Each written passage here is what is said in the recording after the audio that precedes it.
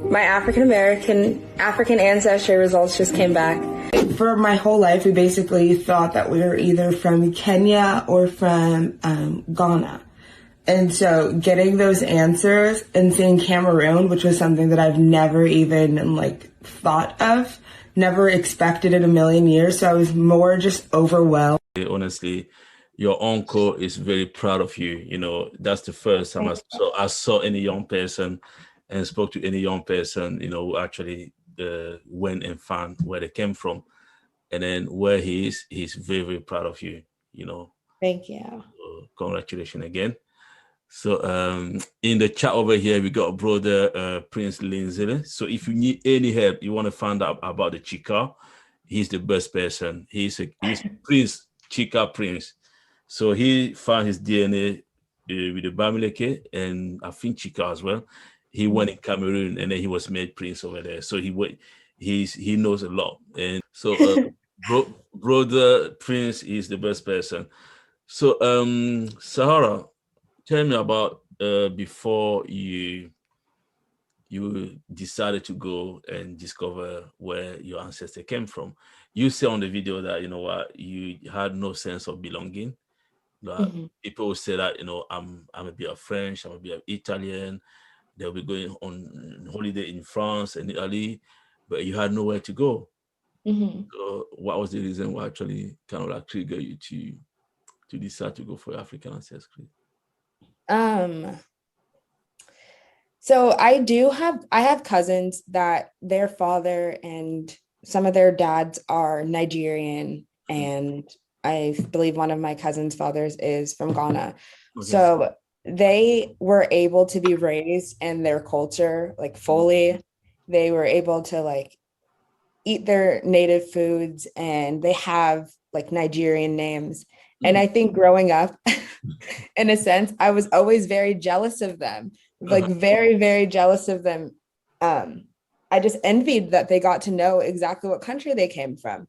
And I didn't not like being African American. Like I said in the video, I love being African American. I love African American people. I love our food. I love our music. I love everything about it. But it just felt like something was missing. And my uncle, the patriarch of our family that passed away, he often went to Nigeria and Cameroon, still trying to figure out where he comes. In the picture that was in the video, you can see he's in the full headdress and clothing. He got that from when he went to Nigeria and Cameroon, but he just never knew about testing to find out exactly where he came from. So he was kind of one of those African Americans that was just I'm going to pick a country and that's where I'm from. So he was he tried very hard to do tracing and find our records and everything, but it's really, really difficult. After about 1860, you can't go past it. There's nothing there to find. So whenever we would go visit him, we would talk about this, and we would talk about our lineage, and we would talk about heritage in Africa and everything about where we're from. And so I ordered the test before he passed away. So it sucks that he wasn't able to be here with us when we got the results, but I know that he knows now. He knows now.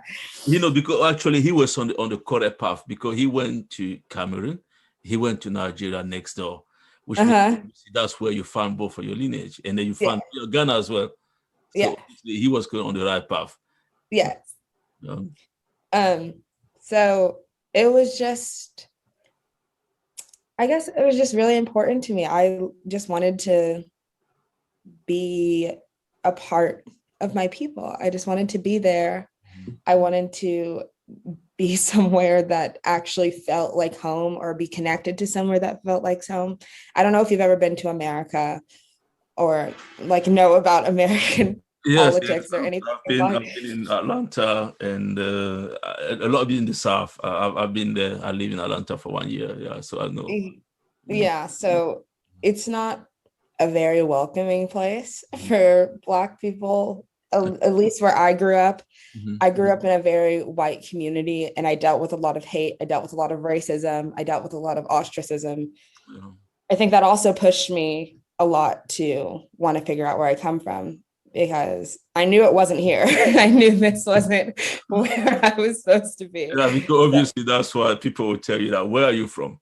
You know, Yeah. sometimes even through, you speak like them, they will ask you, where are you from? And then you say, I was born here. I said, no, where Yeah. are you from? You know, they're asking you. That's a big one. I get that a lot because people have discourse around their ethnicity. And I would always just be like, I'm Black. And they're like, yeah, but like, where in Africa are you from? And I'm like, I don't know. I do not know. Like, I don't know what you want me to tell you. My family's been here for generations. My great grandma was a slave. Like, I don't know what you want me to tell you about where I come from. All I know is that I'm Black and I was born in America. But now I can tell people, and I don't claim it anymore. I say, Tikar. yeah, I'm Tikar from Cameroon. Yeah. And Igbo from Nigeria. That's what I say now. Yeah, I mean, it's quite, I mean, like you found Chika and then you found Igbo. When you told me Nigeria, I knew that it was probably Igbo before you actually said it, because Yeah. In that area, they used to be the same people.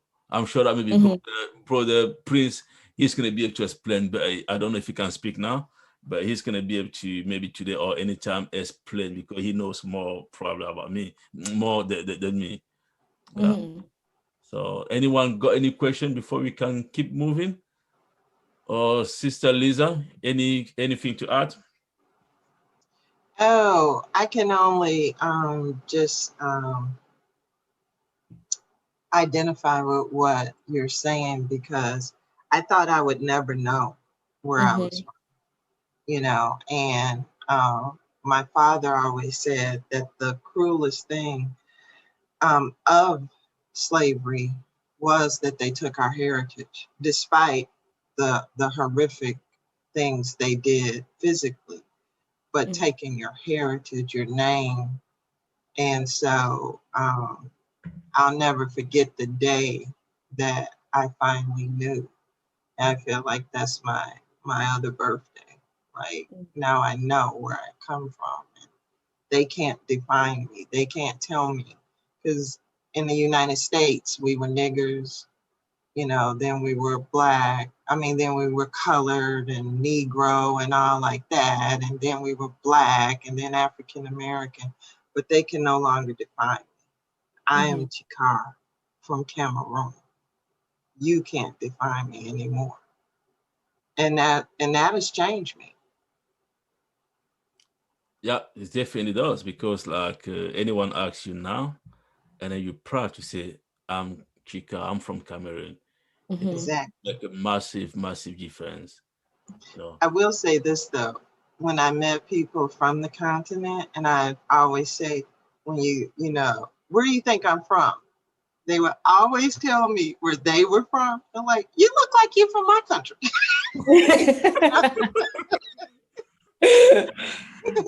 So it's good to really know now for sure.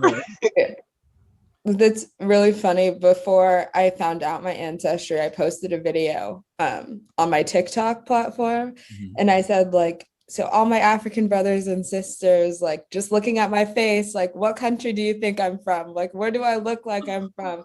And everyone was like, Nigeria, Ghana, Cameroon. I was like, okay. Yeah. So I saw on the video you said that you always thought that you was from Kenya or Ghana. Yeah. So what made you never knew about Cameroon, is it? No, I didn't. Okay. I knew it was a country, and I knew it was a part of the slave trade. I did know that, but just from going from what my uncle and I talked about, we just never discussed Cameroon. He'd gone there and everything, and he was just like, oh, I don't know. I don't think so. He was just like, yeah, it's probably Nigeria, Ghana, like one of those two. And I was like, okay. He even said like Benin, like never Cameroon. And then so I was like, when I opened my results, I was like waiting to see one of those countries. I was like, okay, like there's Nigeria, Ghana, like something. And then I open it, it says Tikar, Cameroon. I was like, wait a minute. And that's what's really funny. Everyone in my comments are like, why is she so surprised? She seems so surprised. And I was like, never in a million years would I that had it in my head. that I'd be from Cameroon. So that's why I was just like, and so I had to do a whole new digging. In college, my major is in African studies, African and African American studies. And so this last semester, my whole course, I took a whole course just about Cameroon to like try to learn everything and stay up with current events. So I was like, I gotta know what's happening in my country now. That's amazing. That's amazing. So Can I say something real quick? yeah, go ahead. I thought I was from Ghana too. I Yeah. don't know what it is about Ghana, but my friend went there and she brought money back, and the picture on the money looked just like my grandfather. So I was like, I'm from Ghana. That's what made me think I was from Ghana. See, Yeah, that's yeah, go ahead. okay. My sister and I, we used to sit there on our computers and like look up like people from Ghana, people from Nigeria, and we're like, who do we look most like, do you think? Like compare our face. I'm like, no, you look like this one. Like this is where we're from, trying to figure it out by ourselves. Yeah, I mean, when I look at you, I would definitely, without the DNA, I would probably definitely say that you between Nigeria and that area in Cameroon. Definitely. Yeah. Because, yeah, I would definitely say that. And probably a little bit of Ghana as well. Yeah. Yeah. So the other thing is that how was it when you actually announced it to your family? You got quite a big family, huge family. So how was it? How was it when you brought back the news? Hello. Yeah.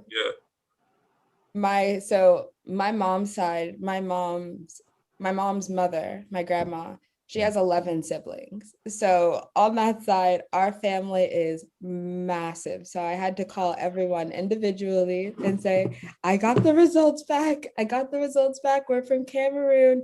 And everyone was freaking out because since my uncle, the patriarch, said where we were from or where he thought we were from, that's all we ever considered. And so we were all just like, oh my gosh, like researching, and we're like, we got to plan a family vacation. Like, did Uncle Henry know any people in Cameroon? Could we connect with them?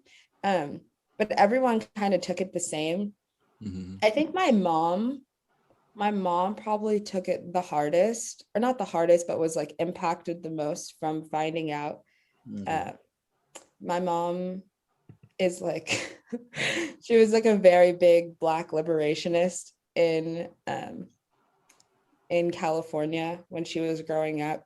She was like a part of the Black Panthers and was like out there protesting during Rodney King in LA. Like she was very, very active. She has like jackets with like Black Panther and everything on it. She was like, I'm getting rid of like what we like the Black Panthers would call like the slave name.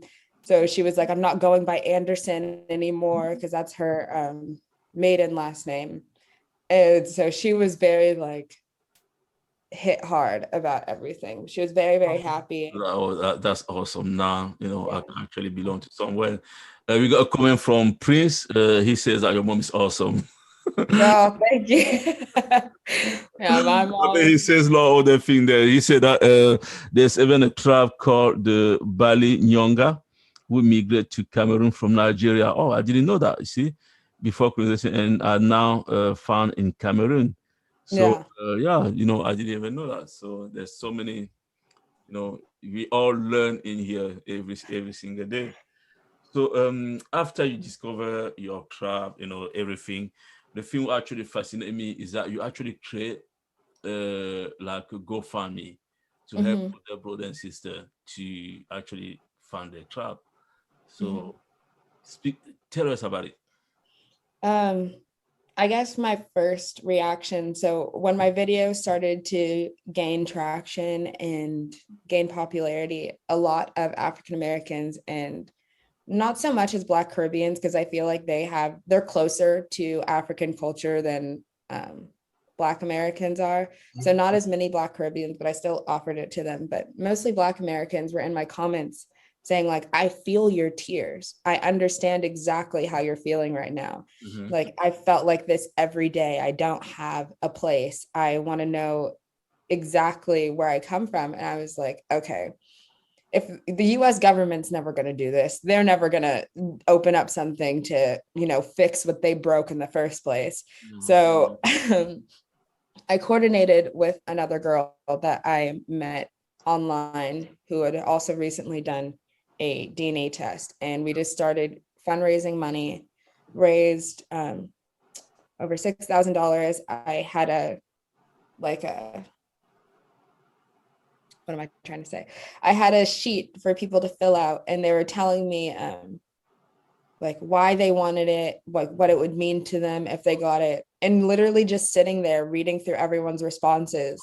I'm very emotional. I cry a lot. So I was sitting there crying, reading these people's yeah. So I was just sitting there like crying, reading everyone's responses. And I'm like, oh my God, I totally get it. So the creator of African Ancestry, the co-founder, Gina Page, decided to work with me, gave me a discount on some of the tests so I could purchase more and distribute more to descendants of the slave trade. So it's very important to me. It's kind of like, call it my passion project because it's just really important for me and to basically this is just my personal belief. I'm like my mom, a Black liberationist. I want Black Americans to go home. I don't think our place. That's what we all want. I want us to go home. I follow Marcus Garvey a lot.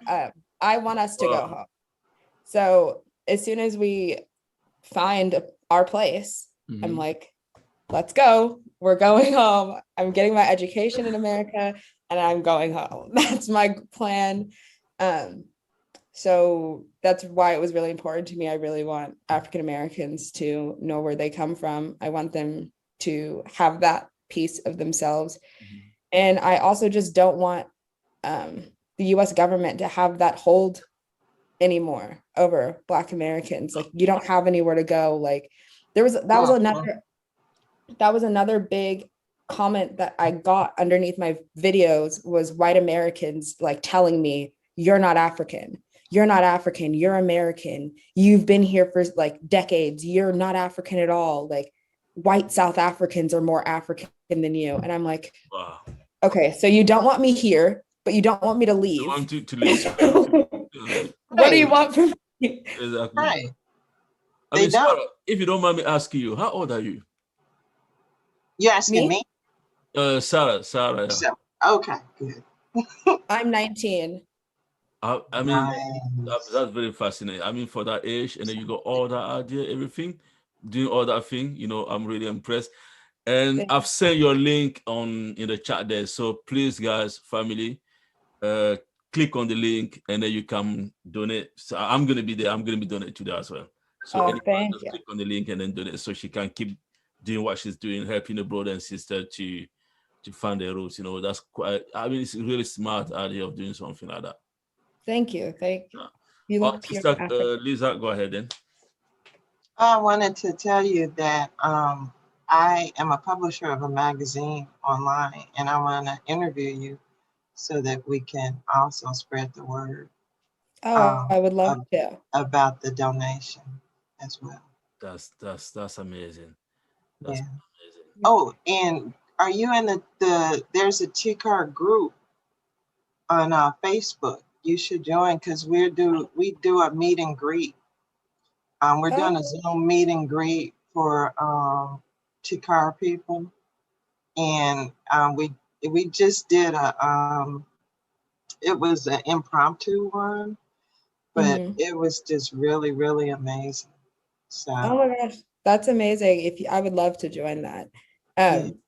And where I live in San Francisco, there's city San Jose, like an hour away, and someone messaged me on Facebook and said, hey, we have yearly reunions for people in Cameroon that are living in San Francisco. We saw your video. We want to invite you to come. And they're like, we can't believe we have family so close to us. Like, we always talk about African Americans coming home, and it's so cool that someone that found out that's Cameroonian is so close to us. And I was like, yeah, I'm coming. We're friends now. We message. We're planning to meet soon. Just waiting for coronavirus and everything, making sure everyone's vaccinated. So it's very exciting. We got a similar group which is called the Grassfield ReConnection, and then we also kind of like a planning region. So we got it's mix of Bamileke, Chika, Igbos, anything to do with the Grassfield, the whole area. So you were more than welcome to. It's a WhatsApp group. You're more than welcome to join it if you want to. So we can add you to that. I don't know if brother Justin said that you're doing sister, you're doing a very good job. That's awesome. Oh my gosh, thank you so much. Exactly. So Prince, anything to add?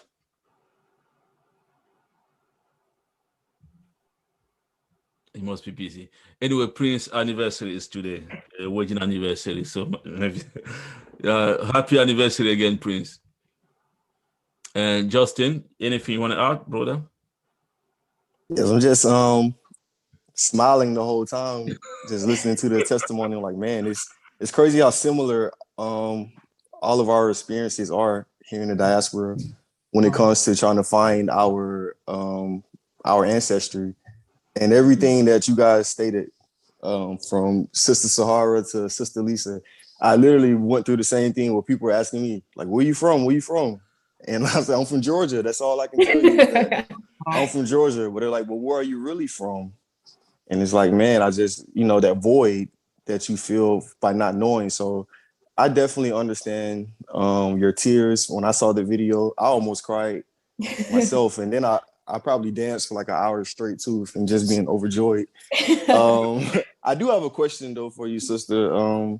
With learning this information, I know that it comes like a certain level of mental liberation or decolonization. You feel shackles being broken from your mind by being connected to, a particular African group. Although I'm sure if you anything like me, I'm sure you've already identified as African beforehand. We just couldn't pinpoint where exactly. So we just took on the whole continent, which is African, right?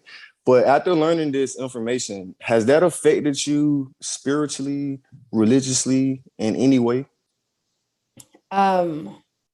Yeah, I would say definitely.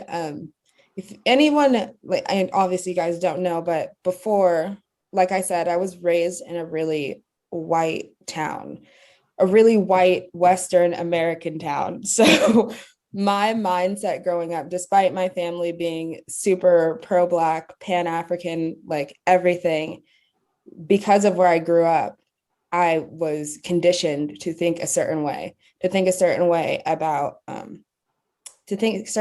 Black Americans, to think a certain way about African Americans.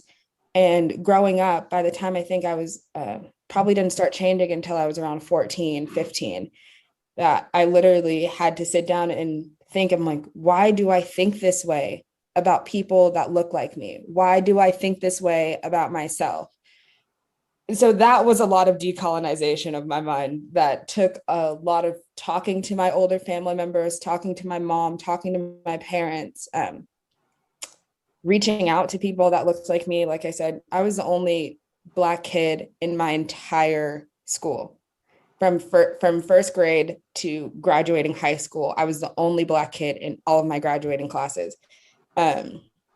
So it was very difficult for me to connect, I think, to Africans, to Black people, to Caribbeans. I just didn't feel like I belonged in that sense.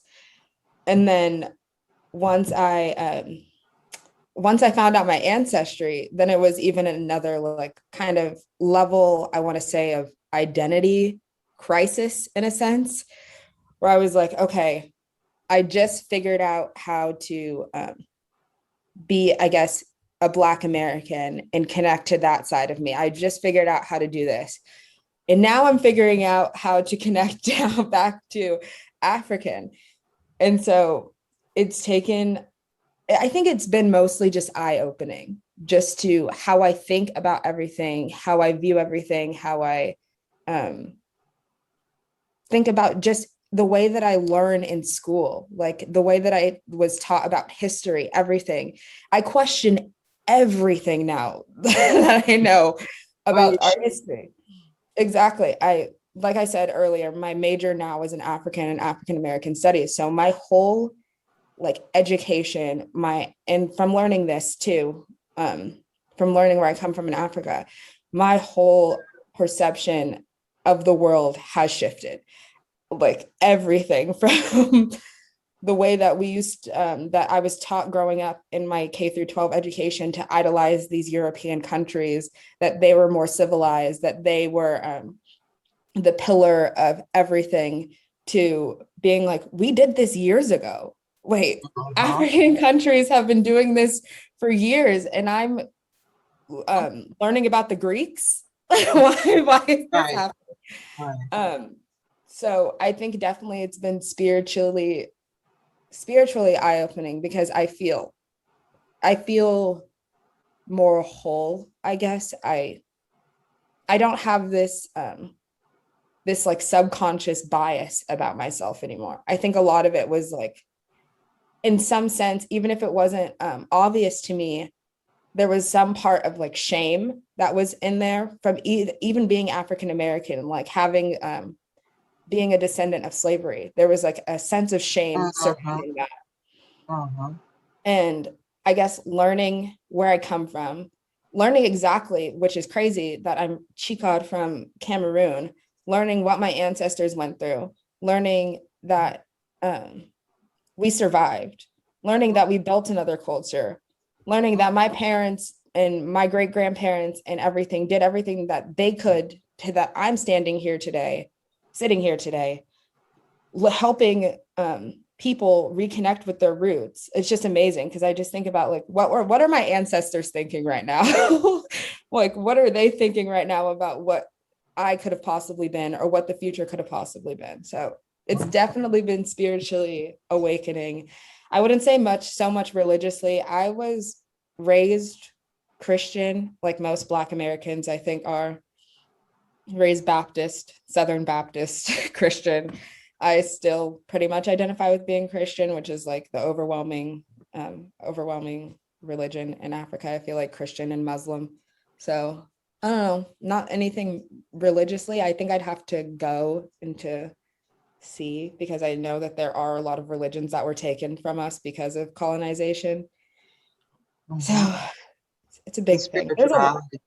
Yes, African spirituality. It's what I've been looking into too, but I haven't seen much of it. I've been mostly on a different path. I haven't been focusing much on religion, but definitely a spiritual difference in me from, I would say, even 6 months ago to now.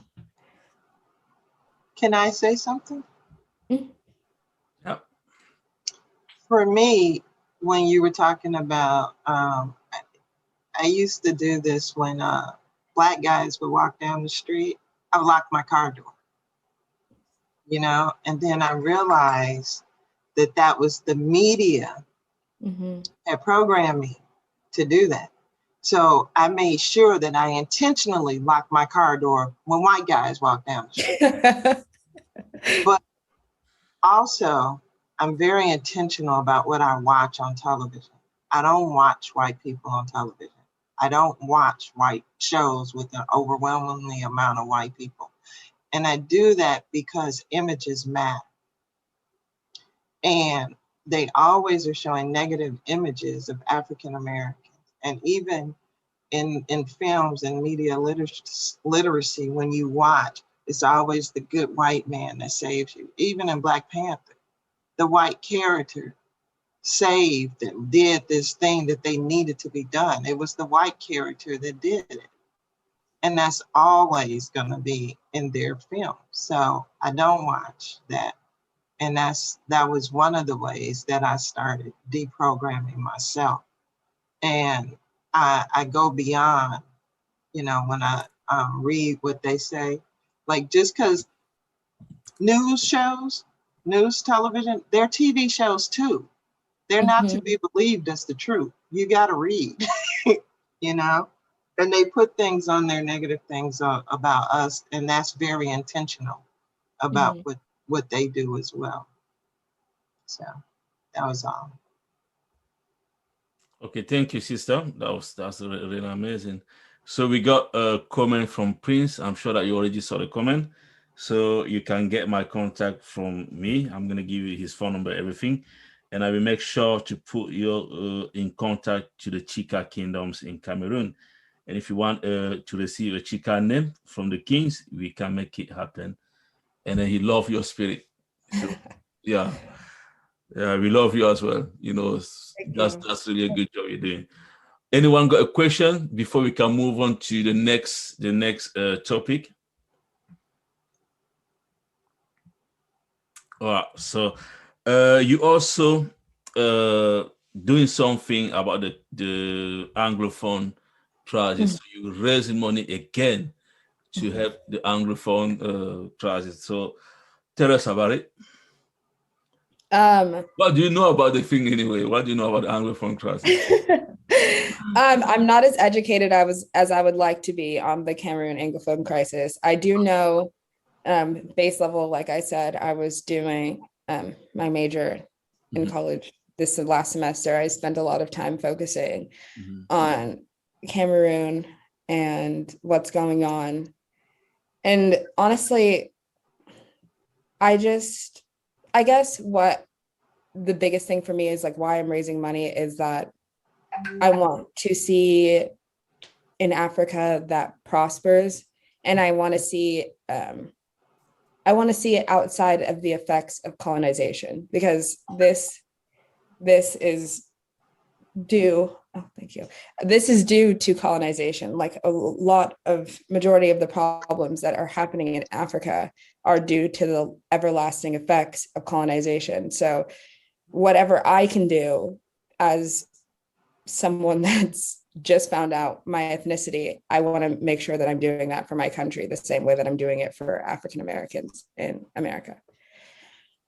We definitely need you for that country. We definitely need you in Cameroon. You know, you said that you want to kind of like go back to what Mark Gasby was doing. So I think that would be a good thing to already doing what you're doing to help our brother and sister to find out where they are. Even if it's not Cameroon, it's not a problem. So you're helping them to reconnect to Africa, which is a good thing. You know, and the Anglophone trust, what I know is happening there, it's not a problem because you speak English and I speak French. That's not a problem. It's more about the government, which what happened is that there was marginalism, as in the English-speaking area. What they used to do, they used to send like a teacher in the area, they don't speak any English, but they're teaching English to, English-speaking kids. And then the English-speaking teacher doesn't get a job. So they feel that, they were slowing down the kid, and then also they wasn't getting any job. So that's the policy they had in Cameroon. And in the system, like when you study law, the English-speaking area, they study their law in the UK. So they got the different law system to the French. And then when they get to apply that in court, they're asking them to apply the French system, which is completely different to the British one. So that's where the problem was. And the government didn't actually look at it to resolve the issue, and it just went, and then that just keep going. But Cameroon is really a peaceful country. There's a lot of mix, and people live together really, really good. But when that problem going to be resolved, we're going to have a lovely country, I'm sure. Yeah. Anyone got anything to add?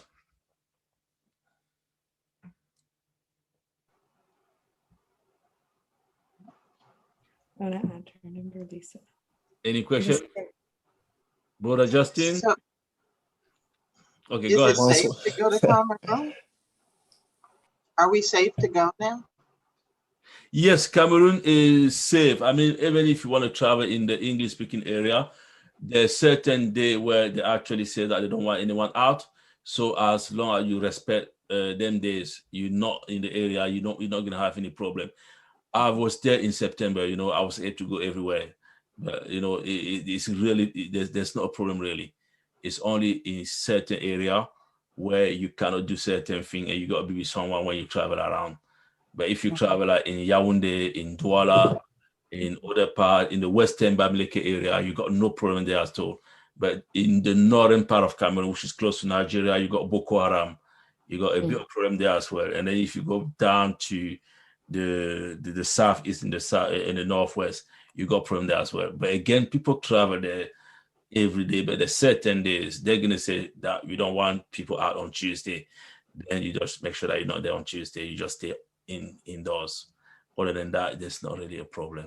Yeah. How are things going with Boko Haram on the border right now? Boko Haram is being a little bit more quiet because the Cameroon army and the Chad army, they managed to actually push them back in Nigeria. So they're not actually bombing and doing what they used to do before, because the Cameroon and the Chad, they came together and then they actually managed to push them back. And the only scary thing now, because Chad just changed a new president, they just killed the president, Idris Deby, and then he's over. So we don't know if they're going to start again. But it's been really stable the last couple of probably about a year. No. That's good. No. Any question? You got any question for me or anyone else? I kind of have a small question. So how many people have you connected with that are African American that have found it? Go ahead. Normally we do hold this meeting every Sunday. Today we got a lot of people because we got people who actually like in vacation, people who went to the funeral and stuff like that. So we normally got a lot of people. I've connected Justin, brother Justin. He's on the chat there. So we actually kind of like take him through the whole Bamileke culture, spirituality, and everything. So he's learning a lot. And only on the chat in here. So like brother Prince, he says that you can contact him. He knows a lot. Like you're doing something about the Tikar. He's here to provide you any information you want, even about Cameroon. He knows a lot. So he's a good person to have as a mentor. You know, if you want to find out about anything. Yes, I would love that. Justin, you said you are in Georgia? Right, so I'm from Georgia, but I'm currently in South Carolina now. Oh, okay. I was gonna say my whole family is from Georgia. Nice. Which part? Oh, hold on. I know the name. I always forget what it's called. And my mom just recently texted it to me because I always forget what it's called. Let me see. It's called Savannah. Savannah, okay. I think that's by Atlanta, maybe. Is it? I don't know. I think it's why. I do have another question for you though. As I said, very similar experiences. As we know, this spell that they cast upon us through slavery and through, Jim Crow and racism was very powerful. And it did something very detrimental to our psyche that, still passed down from our grandparents to us. And so I also went to a school, a very small school. I think I had 3 African Americans in my graduation class, give or take, probably 3, mostly rural, white people. And so in that, I just remember feeling a lot of times isolated as far as just being African American goes. Like at that point, I didn't even really consider myself to be necessarily African because they put so much of a cloud of shame on being what African, my whole perception of Africa was, I remember waking up middle of the night and seeing those commercials where it's like, feed the children and it's like this, it's very poor, or seeing movies, Blood Diamonds, and it's either poor or it's like war torn. Yeah. So I'm just like, and then with me not knowing anyone actually from the continent, that played a role in it too. So with you being 19, I'm 27 now.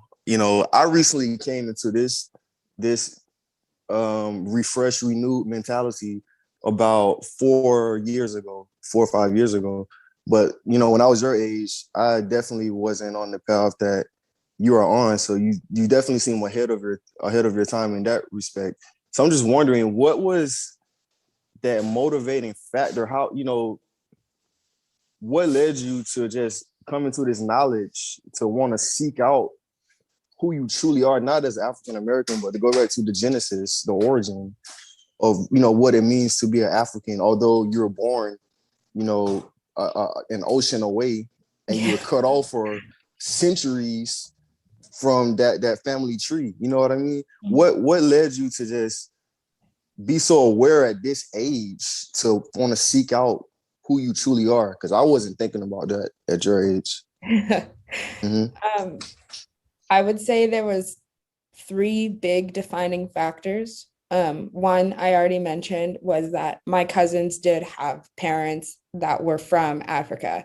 So I saw them grow up with their country. I grew up eating like fufu and agusi. Like we had that like at our table. Like, so I had I had a taste of it. So I was like, wait a minute.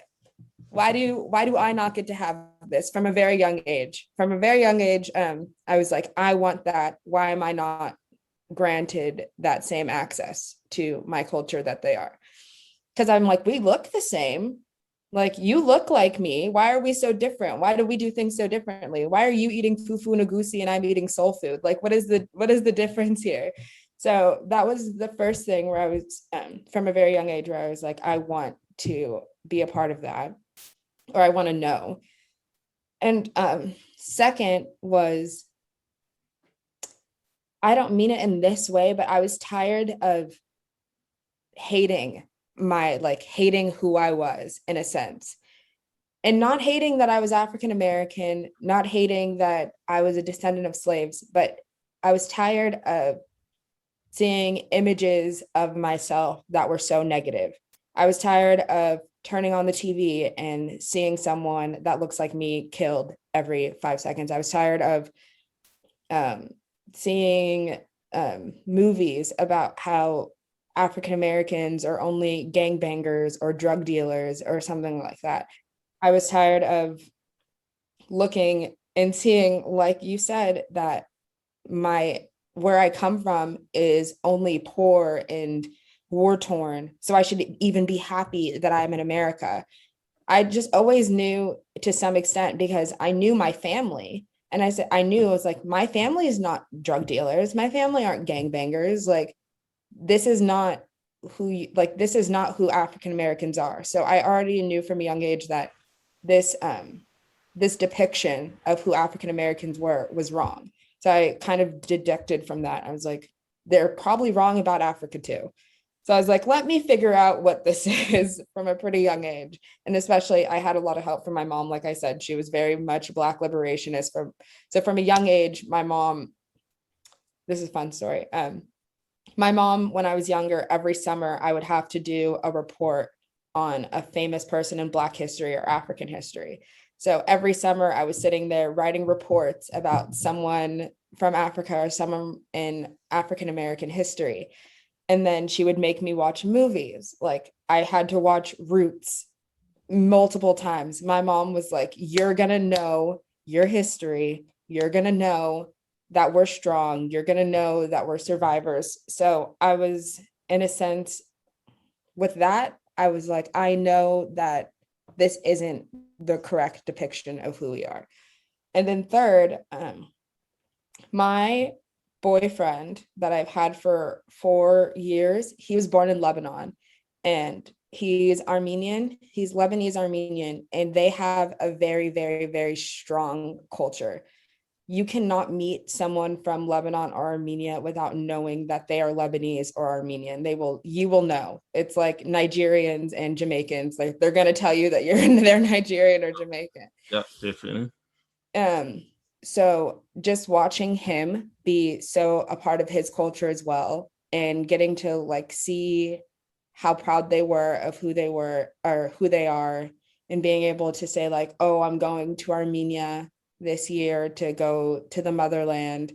And I was like, I think that kind of accelerated it for me. I already knew that I wanted to do it, but I was like, I want to know now. I want to know now. I'm jealous of you. That's a lot of it. I was envious. I was envious of African people. I was envious of people that could say, oh, I'm going home this summer. I'm going to Haiti. I'm going to Nigeria. I'm going to Lebanon. I was jealous. I was like, I don't want this to be my home. I don't want America to, like, not America. I love being African American, like I said, but there's more than what this country has to offer us spiritually, like in every aspect, but there's more. And I know you could find that from home. So I was like, I need to figure this out, not only for me, but so my kids one day don't have to have this identity crisis. I don't want them to like think that the only thing they are is African American and that's the only thing that they can be. Like you said, Lisa, about how we went from niggas to Negroes to colored. Like, I don't want that. I don't want them to think that that's their only legacy. I want them to be able to go back and say, well, oh, my country, Cameroon, has a long and beautiful history. I want to know that. I want them to start from the beginning, like I couldn't, or I can now, but I want them to know from the beginning. So that's the big thing for me. I just love culture too. So those are all reasons why I was like, I need to know now. Wow, that's a great response. Are you happy with that, Justin? Yeah, I'm just here in awe and amazed. So yeah, great answer. You're just laughing there. I'm just loving all. I love these conversations. So yeah. Yeah. So again, sister, if you need any support, anything, you know, we got a WhatsApp group. We call the Grassfield.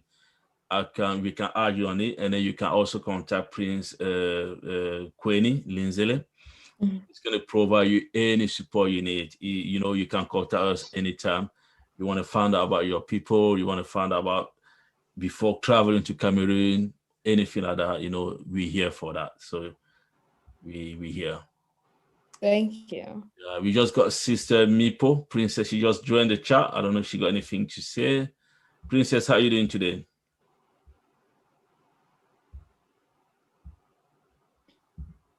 Greetings to all of you. I don't know what to say. I'm tired. I traveled. I was in Batu Farm this weekend, and I had many things to do. So I came back this evening. Okay. And I'm really tired. So Princess, she's based in Cameroon. She's actually in Cameroon right now. Oh. She's in one of the kingdom. The kingdom is called the Batu Farm Kingdom in the western Bamileke area. So she goes there all the time. You know, she's very good in culture. She runs what we call the Ndop Festival. The Ndop is the blue material, the clothes you see on Bamileke, Tikar, everywhere in Cameroon, in Africa. A lot of people wear it now.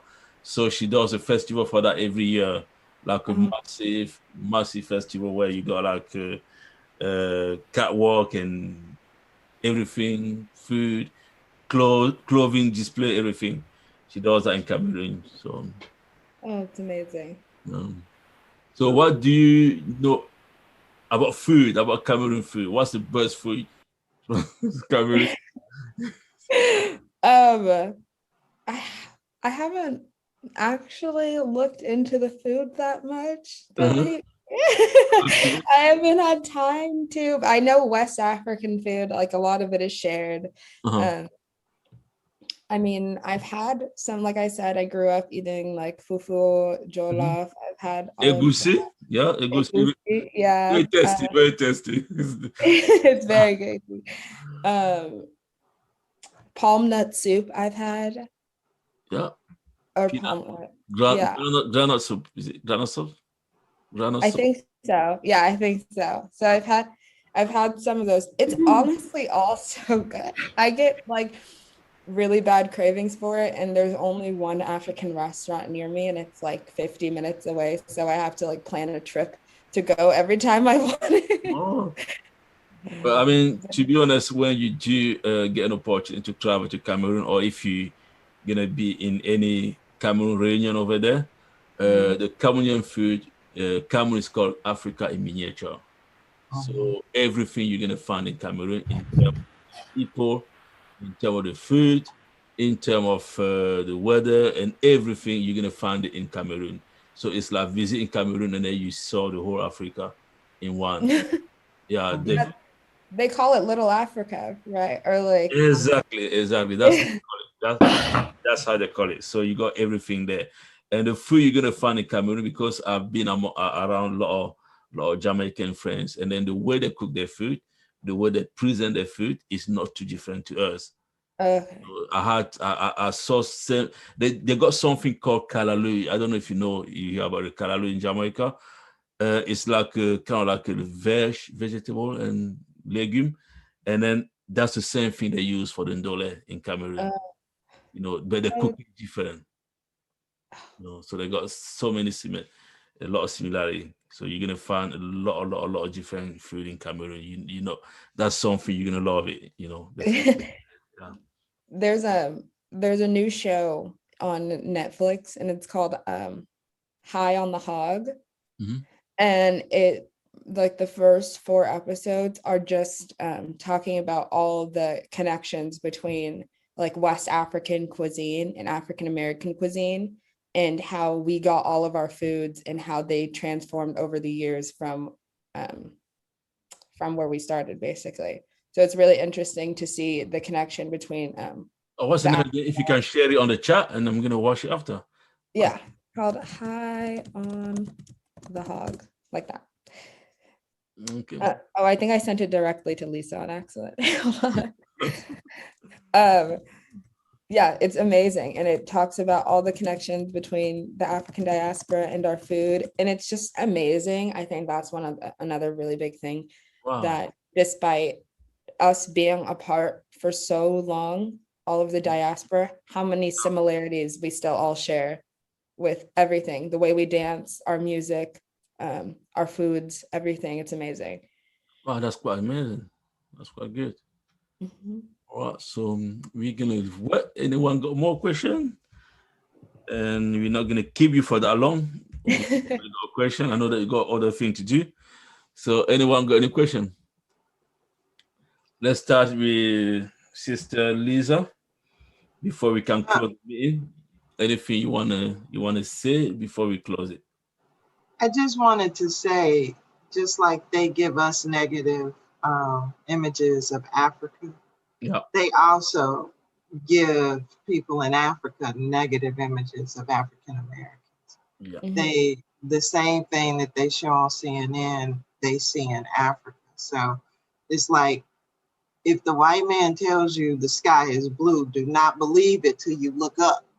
Mm-hmm. Yeah. And know that the sky is blue. Yeah, period. Don't believe anything they say, because it's in their best interest to make us think that we don't have a home. Yeah. And that they don't like you. They sold you into slavery. And I have friends that are mad about that. They like, I do want to go back to Africa, but I want my reparations first. And they like, Africa owe us reparations too. Like, if you want me to come back, give me some land and all like that. And they're serious about that. They hurt.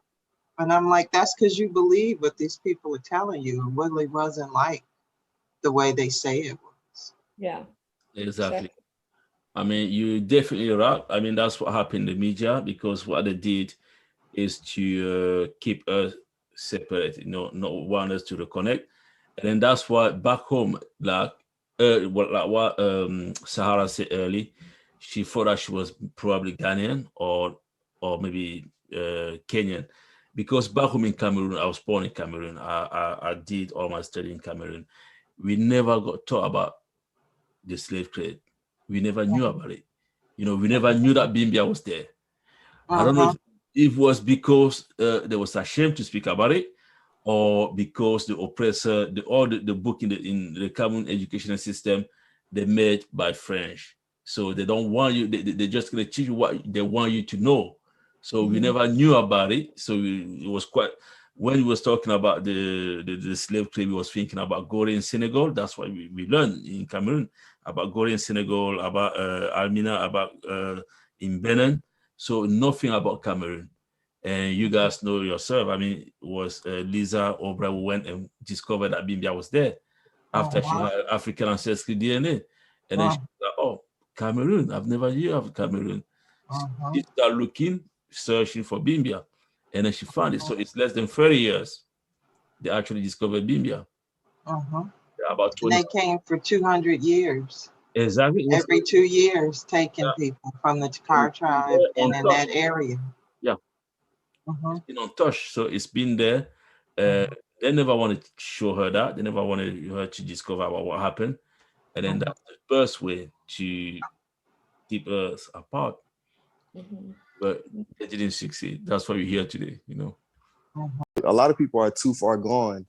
I don't know that Frederick Douglass quote, but it's something along the lines of it's easier to build strong men than repair broken men, or something along those lines. Yeah. A lot of our people are they're so far gone. I just don't know if the education is going to work because they don't care. We're so far removed from it. So that's what my question was more leaning towards. How can we reach those people who don't care? Some people aren't reachable. Yeah. And, and people don't know what they don't know. Like, if you don't know that you were Tikar or Bamalike, think about how you were before you knew. So I can't make you know what you don't know. Like I tell people, it's changed me in ways that I just can't explain. But once you know, like when I say that to you guys, so you know how it's changed you. And into like the work you're doing, and that's a big step. Because once you know from Africa, then you want to know more about your people, and then you're open to it. So that's a big step too. I think it's also just one of the side effects of Western colonialism. You see that like I said, the Caribbean, like Jamaica and Haiti, they had such a different culture because they weren't dominated by a white society.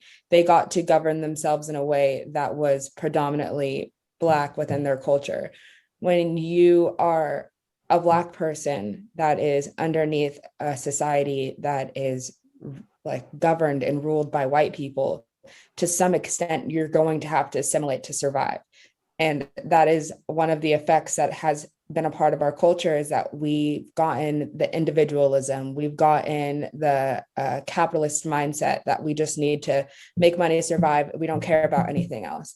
And that's just something that is a side effect of being a part of a white dominated society. So we're not going to be able to make every Black person in America want to reconnect with their roots of Africa. And that's okay to an extent. I mean, we can try our best to get as many as we can, but if not, then we can also raise a whole generation of new people that want to connect back to Africa.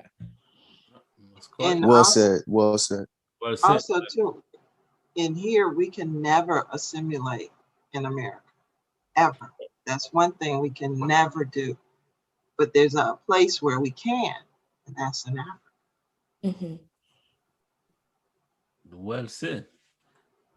I think I finished. I don't know if you guys want to. Yeah, you want to go to sleep? You gotta go to sleep.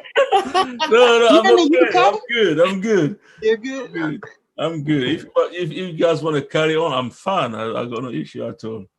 Honestly, it was good. It was good. I'm gonna say again, thank you very much. Also, I want to tell you, 1619. See if you can get them to listen to that podcast. I love 1619. It's a great podcast. By was it Nicole Hannah Jones? See if you can get them to listen to that. That can help. It's on NPR, right? Yeah. Okay. And it's free to listen to. And if they'll listen to pieces of that, that might be a start. Absolutely. And also, don't forget to connect with Lisa. She's going to help you to promote what you're doing, Now promote your book too. So and the book as well. Yeah. She's going to the book as well. It was great to meet everyone. It was great talking to you. Thank you for having me. I'll hopefully see you guys next week. We can do this again. Hopefully you can catch some sleep. I'm probably gonna watch the highlight of the game. England just got beat at the Euro. I know. I'm so happy. Yeah, they just got beat by Italy. So that's the only time they played the final, so they didn't get it. Justin, I'm gonna put my Instagram in the. Should I wait for a few minutes, or I can send it to Justin if you want to? Oh yeah, you can send Absolutely. Yeah, I'm gonna share. I'm gonna send it to Lisa as well. it. Okay. Okay. Thank you guys. Thank you. Thank Take you. care. Thank you. Bye. Our DNA still remains the same, connected with those who are on the continent. Africa, Africa, we are one and we are